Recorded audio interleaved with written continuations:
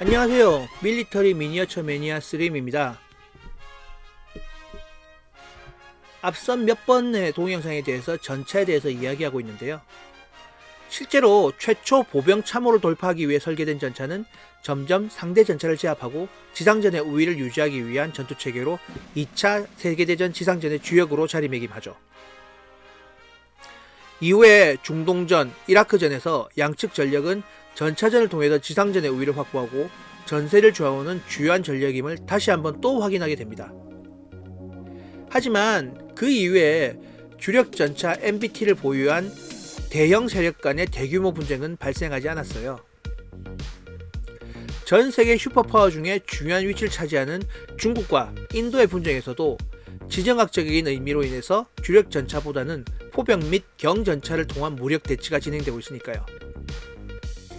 물론 비좁은 지형에 적대적인 세력이 첨예하게 대비입하고 있는 한반도의 경우 전 세계적으로 비교할 수 없는 규모의 전차와 육해공을 망라한 전력이 양측에서 긴장감을 형성하고 있긴 해요. 가장 큰 전차전인 이라크전이 마무리되고 나서 사담 후사인이 제거된 이후 서방 연합 전력에 대응할 수 있는 정규군의 병력은 자취를 감췄어요.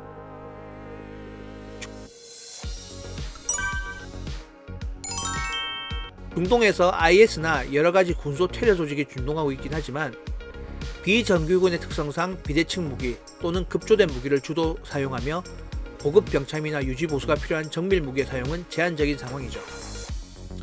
쉽게 말해서 정규군을 유지하고 있는 미국이나 영국군에 대응하는 전차 전력은 없다고 보는 게 맞을 것 같은 상황이에요. 그렇다면 현재 적 전차와 전차전을 수행할 가능성이 없는 전차는 전차로서의 가치를 잃어버린 것일까요? 그렇지는 않아요. 전차의 근본적인 효용, 즉 경무정 보병에게 가장 위협적인 전제로 전차를 다시 한번 그 가치를 입증하고 있어요.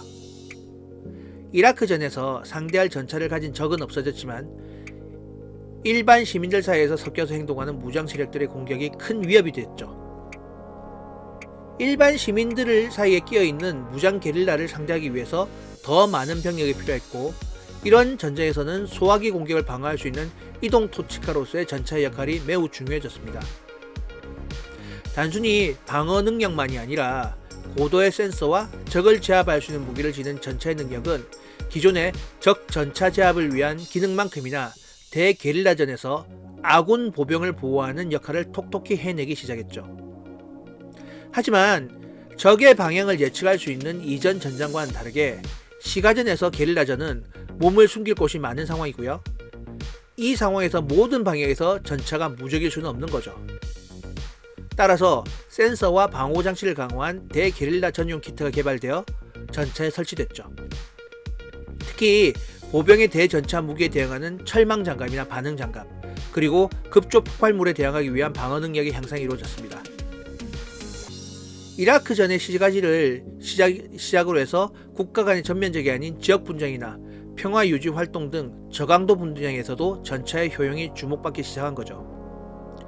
특히 북한과의 분쟁 시 전문적으로 훈련된 비대칭 전력인 특수부대와 후방 전투 시에 보병 대 보병으로 수행하는 전투에서도 전차의 투입으로 적 특수부대를 제압하는 용도로 사용할 수 있는 만큼 한국의 상황에서 전차는 매우 중요한 전력입니다. 오늘은 대규모 분쟁 이외 저강도 분쟁 사이에서 전차의 효용에 대해서 알아보았는데요. 영상이 마음에 드셨다면 구독, 좋아요 부탁드립니다.